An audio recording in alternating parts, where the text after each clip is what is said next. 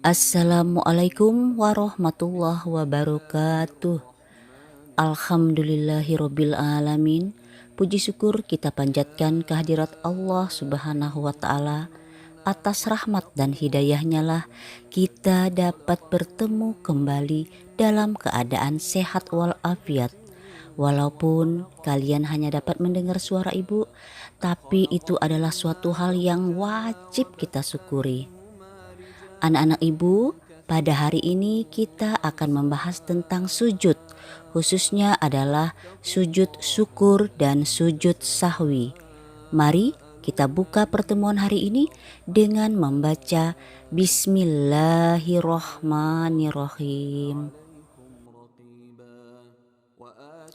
Kompetensi dasar kita pada hari ini adalah yang pertama, melaksanakan sujud syukur, sujud tilawah, dan sujud sahwi sebagai perintah agama.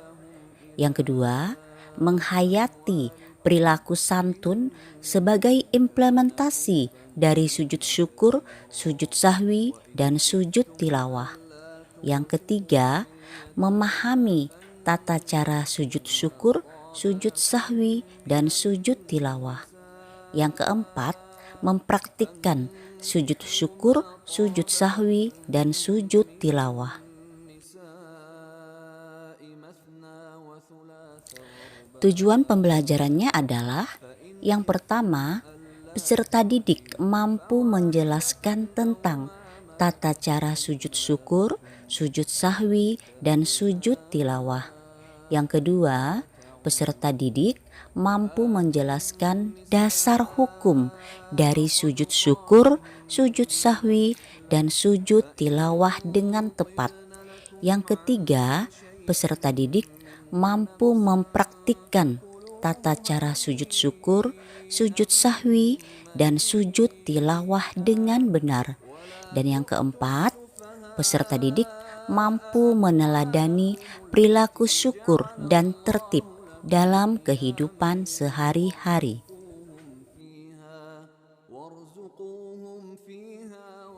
Sujud merupakan satu bentuk kepasrahan dan penghambaan diri kepada Allah Subhanahu wa taala. Hanya kepada Allah sajalah manusia itu boleh bersujud. Setiap muslim hendaknya bersyukur atas nikmat-nikmat yang diberikan oleh Allah Subhanahu wa taala. Bagaimana cara kita mensyukuri nikmat Allah Subhanahu wa taala?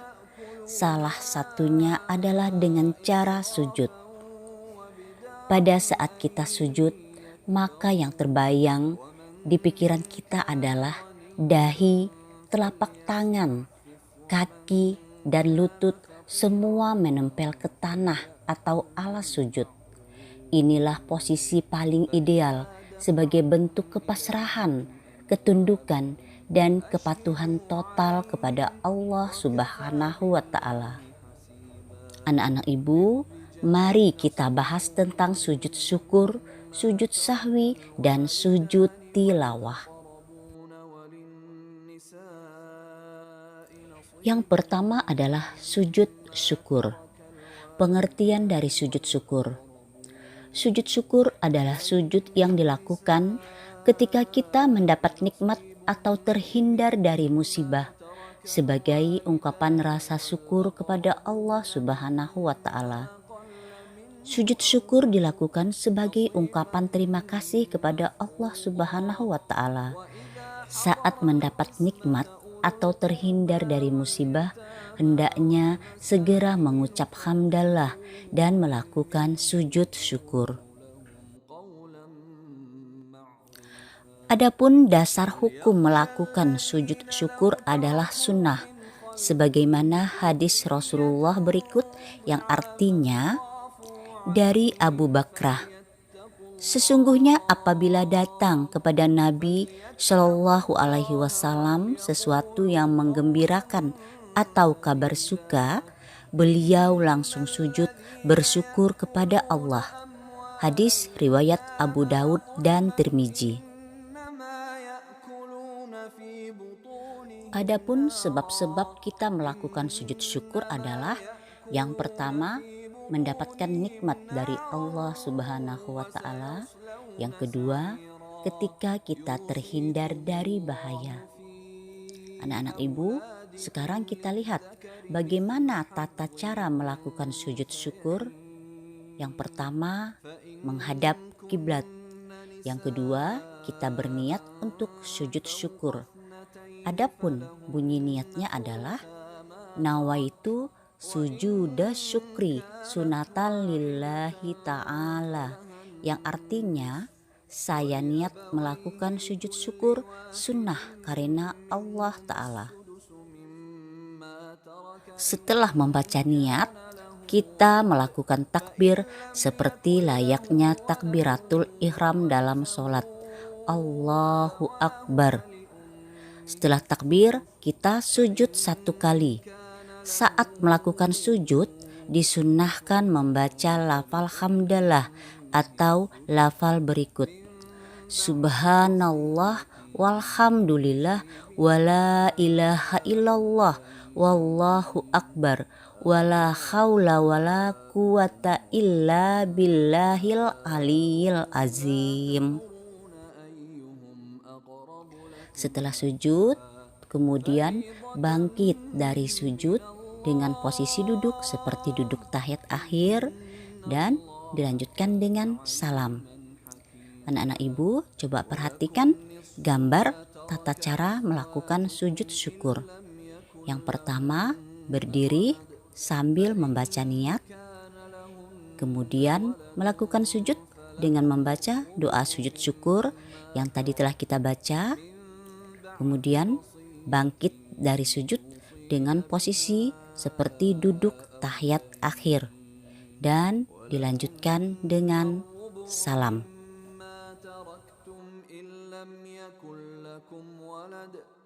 Apa hikmah atau manfaat dari sujud syukur? Yang pertama adalah memanfaatkan dan menggunakan nikmat Allah Subhanahu wa Ta'ala dengan baik. Yang kedua, akan menghindarkan kita dari sifat sombong. Yang ketiga, menambah keimanan dan semakin dekat dengan Allah Subhanahu wa Ta'ala. Yang keempat, semakin banyak menerima nikmat Allah Subhanahu wa Ta'ala. Seperti yang difirmankan oleh Allah dalam Quran surah Ibrahim ayat 7 yang artinya, dan ingatlah ketika Tuhanmu memaklumkan, sesungguhnya jika kamu bersyukur, niscaya aku akan menambah nikmat kepadamu. Tetapi jika kamu mengingkari nikmatku, maka pasti azabku sangat berat. Itu adalah janji Allah, bahwa semakin kita bersyukur, maka Allah akan semakin memberi nikmat kepada kita. Hikmah yang kelima adalah akan termotivasi berperilaku santun, empati, dan mudah berbagi dengan sesama. Anak-anak ibu yang dirahmati Allah, sekarang kita lanjutkan dengan membahas tentang sujud sahwi. Sujud sahwi adalah sujud yang dilakukan karena kita lupa atau ragu-ragu di dalam sholat. Sujudnya dilakukan sebanyak 2 kali dan dilakukan setelah membaca tahiyat akhir sebelum salam. Sujud sahwi merupakan salah satu bentuk keringanan yang diberikan oleh Allah Subhanahu wa Ta'ala kepada umat Islam. Dengan adanya sujud sahwi, seseorang tidak perlu mengulang sholatnya saat ia ragu telah meninggalkan salah satu rukun sholat atau ragu pada jumlah rakaat sholat. Adapun hukum melakukan sujud sahwi adalah sunnah, sebagaimana hadis Rasulullah Shallallahu Alaihi Wasallam sebagai berikut, yang artinya dari Abu Sa'id Al-Khudri, Nabi Shallallahu Alaihi Wasallam bersabda, apabila salah seorang di antara kamu ragu dalam sholat, apakah ia sudah mengerjakan 3 atau 4 rakaat, maka hendaklah dihilangkan keraguan itu dan diteruskan sholatnya menurut yang diyakini. Kemudian hendaklah sujud 2 kali sebelum salam. Hadis riwayat Ahmad dan Muslim. Apa yang menyebabkan kita sehingga melaksanakan sujud sahwi? Yang pertama adalah karena lupa melaksanakan tasyahud awal. Yang kedua, karena kelebihan atau kekurangan melaksanakan rokaat, ruku, dan sujud. Yang ketiga, ketika kita ragu dalam jumlah rokaat yang telah dilaksanakan. Yang keempat, karena kelebihan atau kekurangan dalam jumlah rokaat.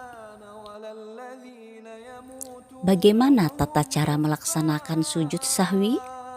Sujud sahwi dilaksanakan sebelum salam apabila orang yang sedang sholat lupa akan bilangan rokaat sholat yang sedang dikerjakannya atau lupa tidak melakukan tahiyat awal dan baru ingat sebelum dia salam.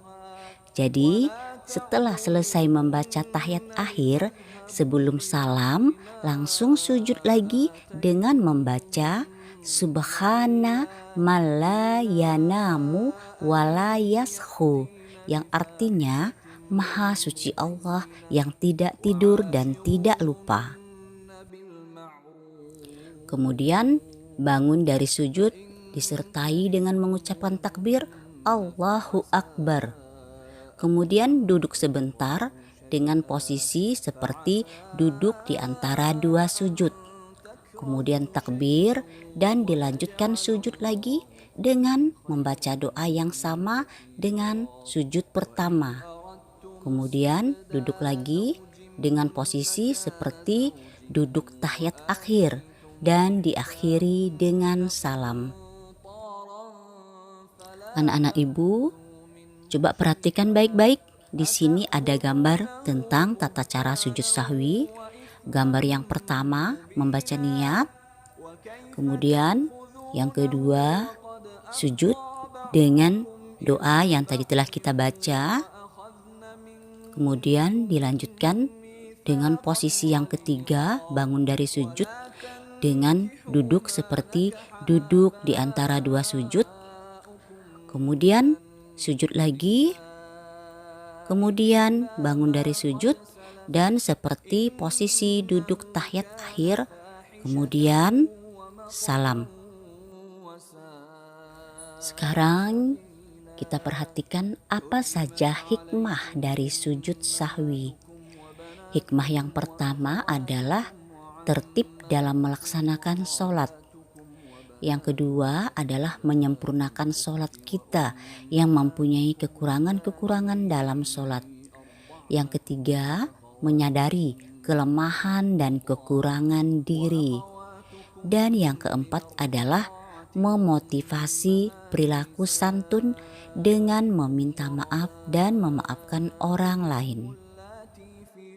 Demikianlah pembahasan tentang sujud syukur dan sujud sahwi. Insya Allah minggu depan akan kita lanjutkan dengan membahas tentang sujud tilawah. Terima kasih atas segala perhatian. Mohon maaf atas segala kekurangan.